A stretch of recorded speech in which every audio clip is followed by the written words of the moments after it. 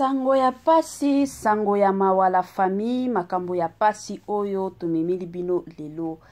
Kande tolobaka pasi pe mawa, pasi na motema, kande tolobaka triste nouvelle, triste réalité. La famille lelo Etoiline Ines TV ayeli bino sango moko ya malamu te. Na memeli bino sango moko e osala pasi. Moi personnellement, esalinga pasi penza ya mingi na motema.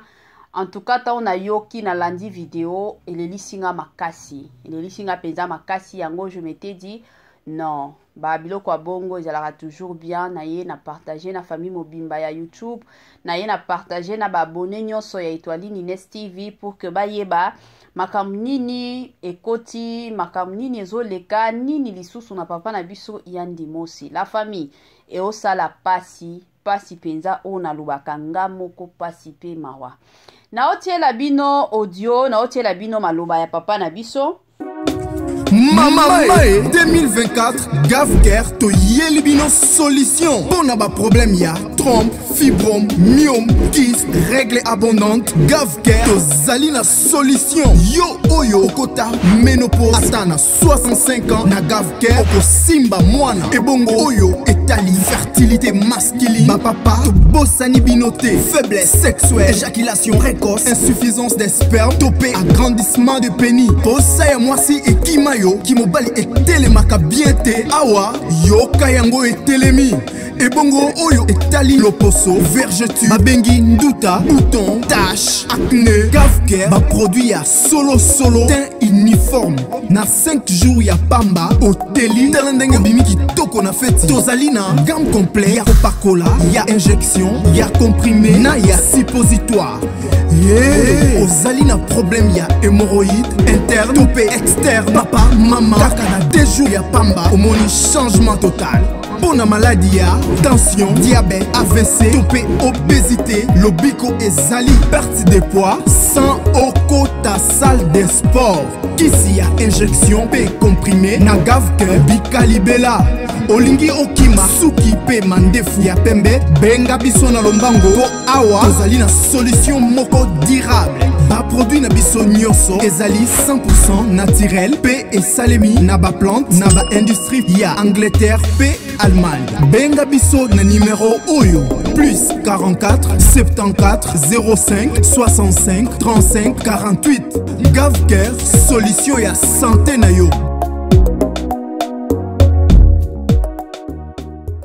Gavker ayeli bino ba makambo ya kitoko, Gavker ayeli bino ba solution ya bien, Gavker ayeli bino ba makambo moko ya kilikili bandeko nanga. Bino oyo bozana problème à santé ezotungisaka bino yo moko yebi nzoto na yo kande na lobaka mutu na mutu ayebaka nzoto na ye soki oyebi ke na nzoto na yo mwa biloko moko boye ezotambola bien te to ozoyoka bien te. En tout cas la famille na osenga na bino kandenge ezalaka contacter Gavker. Ozana problème à mabota makila ebimaka yo pamba ebele batu mosusu mona makila boye ya noir makila moko boye ezobimisa solo. La famille benga Gavker. Papa à côté na yo omona keno makambo yo simba te na nzoto na yo. C'est le moment benga Gavker nga na boy nanga un jour ezala keno mwasi ya kimi yo okomi kolela o na yeba kite. Contactez Gavker asunga yo na ndenge moko ya bien. Bonjour, bonsoir et surtout bon après-midi et cela ne dépendra qu'à l'heure à laquelle vous allez nous suivre. Bienvenue surtout sur Etoiline Ines TV, bienvenue na balandignon so yakala pe balandignon so yasika. Kane tolobaka soki ezambala no ya liboso kolanda Etoiline Ines TV okoti na libaku moko boye olandi biso. En tout cas soki osepeli na ba analyse na biso kande to salaka osepeli na ndenge mama Etoiline Ines TV aobetaka masolo. En tout cas no senga na yo o s'abonner massivement. Tango o s'abonaka pe bongo ko bossa na pete ko partager vidéo na biso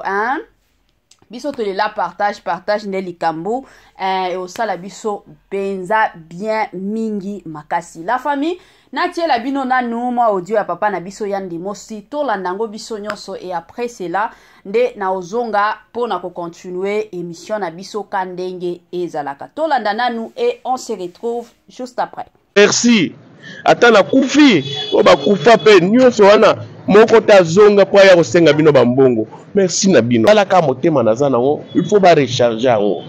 depuis na ya atuka batanga ke ya vraiment bandeko nanga na sengi bosunga ngai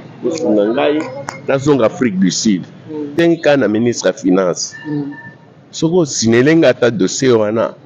nzamba o bakisela yo ebele akopesa yo ebele non na ndenge bapolisier bahumilie nga ondire na kesenga ministre mo orke naza fonctionnaire nalandi nde dossier na nga moko bozala quand même. En même temps un mois déjà yango eleki kuna rendez-vous na ye ezoleka bongo lelo oyo soki likambo ya mabe par exemple to souhaité te ozomona donc yango wana piqué wana après mbamona mona porta ya baliwa mais nzamba boyaki na ba prière ya bato. Je crois maman Denise merci à trop maman Denise Nyankeo na assistance wana ya ko asiki ba soin nzamba sungi ya bika mais maintenant tro kana ye ezosenga faut azonga rapport na contrôle ba à chaque fois na ba rendez-vous na docteur BTT ozomona donc yango wana moni to comme na niveau tout ça la vidéo peut-être na vidéo message ko kende rapide parce que vidéo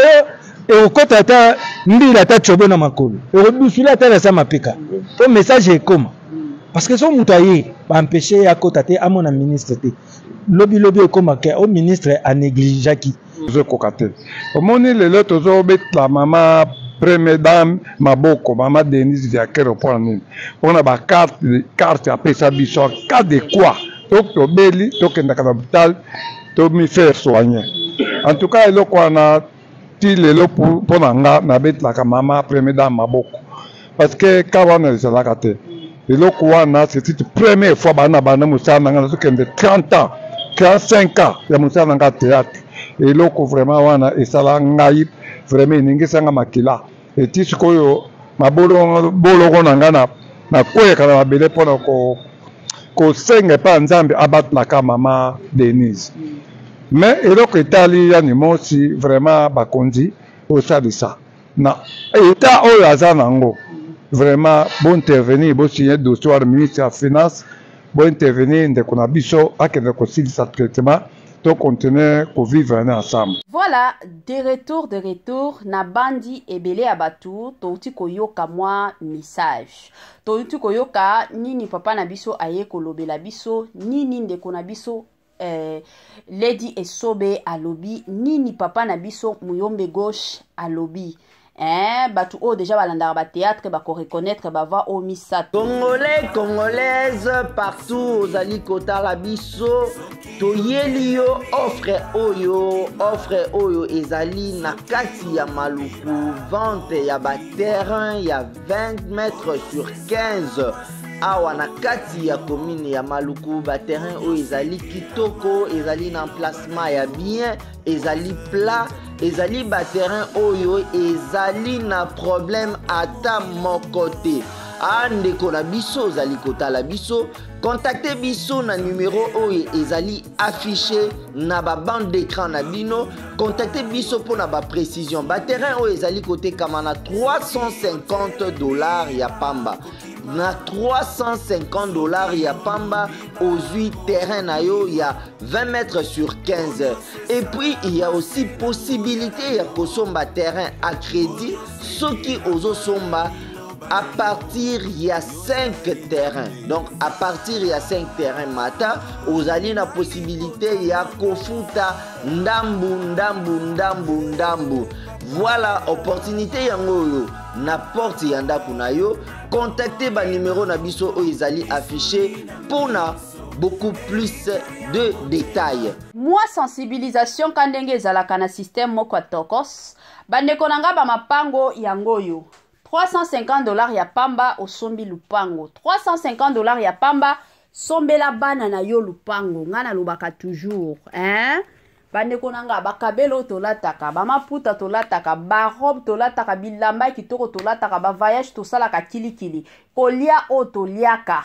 bandeko nanga wana nyonso eko ndimelaka biso te mais soki osali mwa eloko ya monene eloko ya malonga omonaki no lobi to après lobi okosepela nango bamapango ya boye eza na bato mosusu omona asombi na ye 10 mapango 20 mapango alobi nga nalingi nasala ekoma ferme eza na bato mosusu omona asali boye asombi bamapango ya ebele alobi nga nalingi na nga natongisa natia balocataire babando futaka ngai eza na bato mosusu omona nasombi na nga 5 lupango natia yango bongo après un moment donné na koya kotongisa ndako na nga ya munene famille na nga ba okendo vanda kuna bato ebele ba osala bongo papa mama na boy na nga tango bokokufa babando tuna bana na bino testament ya bapanga na bino eza wapi bana babando yoka soni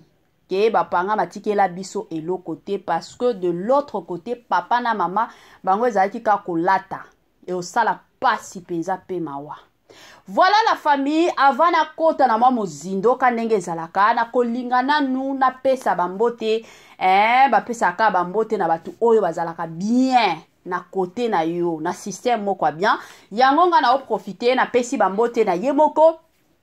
Linda bukulu ya ba Linda na pesi bambote na madame Gracia Mpoi ya ba Gracia na pesi bambote na nga na yemoko mama Lisi Pito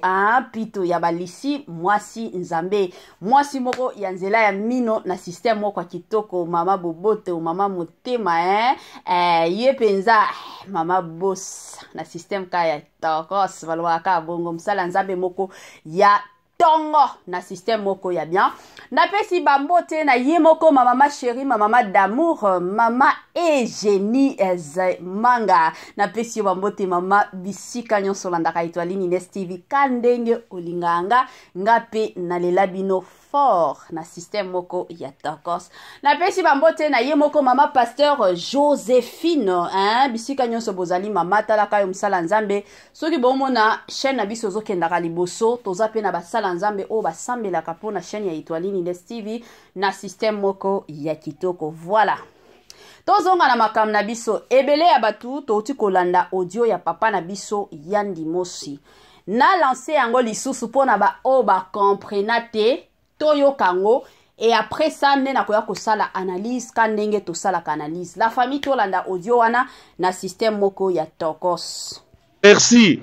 atana kufi oba kufa pe nyonso wana moko ta zonga po ya kosenga bino bambongo merci na bino ala ka motema naza nango il faut ba recharger yango depuis na ya atuka batezanga ke ya vraiment bandeko nanga na sengi bosunga ngai na zonga Afrique du Sud tenka na ministre ya finance soko sinelenga ta dossier wana nzamba o bakisela yo ebele akopesa yo ebele non na ndenge bapolisier bahumilie nga ondire na kesenga ministre mo orke naza fonctionnaire na landi nde dossier na nga moko bozala quand même en même temps un mois déjà yango eleki kuna rendez-vous na ye ezoleka bongo lelo oyo soki likambo ya mabe par exemple to souhaité te ozomona donc yango wana piqué wana après mbamona mona porta ya baliwa menzamba boyaki na ba prière ya bato. Je crois maman Denise merci à trop maman Denise Nyankeo na assistance wana ya ko asiki ba soin nzamba sungi ya bika mais maintenant trop kana ye ezosenga faut azonga rapport na contrôle ba à chaque fois na ba rendez-vous na docteur BTT ozomona donc yango wana moni to comme na niveau tout ça la vidéo peut-être na vidéo message ko kende rapide parce que vidéo et au côté ta ndila ta chobo na makolo et rebusula ta na sa mapika to message est comme parce que son mutaye ba empêcher ya kota te à mon ministre te lobby comme que au ministre a négligé qui je cocatel omoni lelo tozo bet la mama première dame maboko mama Denise Diakero pour nini on a ba carte après ça biso cas de quoi to beli to kenda ka hôpital to mi faire soigner en tout cas eloko wana ti lelo pour nanga na bet la mama première dame maboko parce que kawana ezalaka te eloko wana c'est la première fois bana musana nanga to kende 30 ans 45 ans ya musana nanga théâtre eloko vraiment wana esala ngai vraiment ningisanga makila eti sikoyo mabolo boloko nanga na kweka na mabele pona ko kosenga pa nzambe abatulaka mama Denise. Mais eloko etali ya Nimosi vraiment bakonzi osalisa na eta oyo aza nango vraiment bon intervenir bo signer dossier au ministre ya finance bon intervenir ndeko na biso akende kosilisa traitement to continuer ko vivre ensemble. Voilà, quand ndenge bauti koyoka la famille et au sala pasi c'est connu de tout le monde. Papa na biso Yandi Mosi azalaka na makambo moko tungisaka ye ezalaka mutema. Il y a de cela presque, si je ne me trompe pas, c'était l'année passée. Toyaki ko sala émission awa parce que papa na biso santé tungisaki ye, maman na biso maman Denise Nyakero, qui nous saluons d'ailleurs en passant. Ye mutu asalaki keno ba mema papa na biso Yandi Mosi na Afrique du Sud. Bakende ko kane ba tretaka ye motema kane boyoki motema na ifo ba pomper yango donc pour que etambola bien bino moko boyebi déjà âge ya papa na biso Yandi Mosi siko ko sala keno batant déjà to ba mois ya ba rendez-vous na ye et si le cas déjà aolandela mukanda epai ya ministre na biso ya santé apesa ye mukanda pour que akotisa asa la voyage na ye na facilité nyonso na kitoko nyonso akende Afrique du Sud balandela makambu na ye mais jusqu'à présent ministre ya santé azoboya ko recevoir ye aoboya yango papa na biso ayaki kolela sur les réseaux sociaux parce que ayebike avec les réseaux sociaux ba biso oyo toza batu oyo to panzaka sango to panzaka penza sango soki toyo ko beta ba émission awa ekomelaka bakonzi ya mboka yango ayaki kolela batu bamonela ye mawa batu basunga ye aboyi na ye kokufa kandenge na lobaka toujours et encore que liwa oyo ezalaka bien oyo kike mutu tela kufi mais soki bayebisi yo ke non okufa yo to yo moko okomi ko sentir que ozo kufa la plupart des gens babangaka ezalaka bongo to mona ki papa biso Yandi Mosi na liwa ya papa na biso c'était ki papa Jani Fai bon mona nzembo abimisa siko ya ye awa akomi kolela soki na lakisa ki bino video boninga ki bomona ndenge papa Yandi Mosi azolela aolela o sentir que akomi kokufa bandeko na ngai e osala pasi yango toye kosenga kaka na bakonzi ya mboka batalela biso situation oyo batalela biso situation papa na biso Yandi Mosi asi akoli eza na ba situation mosusu wi bokoki kotia kanenge zalaka ba principe que non tokosala boye te mais eza na ba ka mosusu oyo gouvernement il faut atalela biso batala kango de près parce que toboyi na biso lobby mabe ekoma parce que lobby to après lobby soki mabe ekomeli papa na biso Yandi Mosi kaka ba biso awa tokoya ko salela ministre na biso de santé makambo tokoya ko salela iba émission alors ekozala bien te nga de nature de mon côté na respecta kananga toujours ba konzi mboka parce que ko diriger mboka ezalaka facilité ezalaka facilité donc ba onyo so ba o travailler na président na biso Félix Tshisekedi en tout cas na pesa kabango na betela kabango penza maboko parce que ce n'est pas facile les a charge belé alors papa na biso ministre ya finance et ministre plutôt ya santé talela biso ka oyo ya papa na biso Yandi Mosi aza bien te donc il faut alandela ba traitement na ye depuis l'Afrique du Sud sunga ye papa na système moko ya kitoko penza mingi makasi kande to betaka masolo la famille kandenge to sololaka kandenge to lobaka kandenge to salaka nyonso la famille mama Étoiline Ines TV azwaka bapel kande na lobaka numéro na ngai ezalaka wana affiché eza na ba papa mosusu babengaka eza na ba mama mosusu o babengaka mama Étoiline pona ko luka mwa conseil na système moko ya bien sikoyo ya lelo oyo ezalaki nde mama moko abengaki mama lobi mama Étoiline mobali nanga aza maboko makasi Congolais congolaises partout ozali kotala biso toyeli yo offre oyo ezali na kati ya maluku vente ya ba terrain ya 20 mètres sur 15 awa na kati ya commune ya Maluku ba terrain oyo ezali kitoko ezali na emplacement ya bien ezali plat ezali ba terrain oyo ezali na problème ata moko te.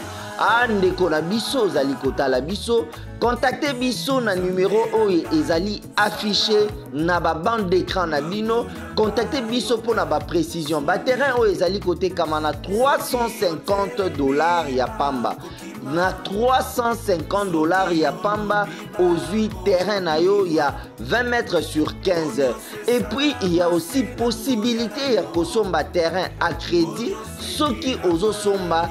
à partir il y a 5 terrains. Donc à partir il y a 5 terrains mata ozali na possibilité ya kofuta ndambu. Voilà opportunité yango yo na porte ya ndako na yo. Contactez ba numéro na biso oyo ezali affiché pour na beaucoup plus de détails.